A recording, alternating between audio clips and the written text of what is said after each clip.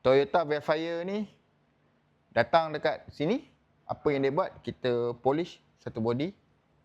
Tapi sepatutnya kita nak letak PPF. Tapi bila kita check body dia ada permukaan-permukaan yang tak rata, kita kena hantar untuk touch up balik.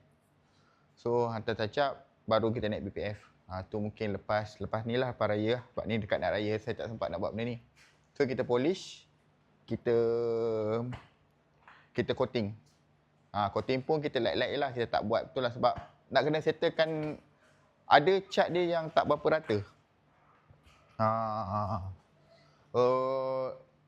Kalau kita PPF, buat PPF mahal Bila PPF mahal, kita letak dekat tempat yang permukaan cat yang tak cantik, rugi lah, kena buka balik. Lepas tu apa lagi yang kita buat? Cat sport rim. Daripada warna chrome ke warna hyper black, kita cat brake system, kita service brake system, kita baraikan, kita pasang balik depan belakang.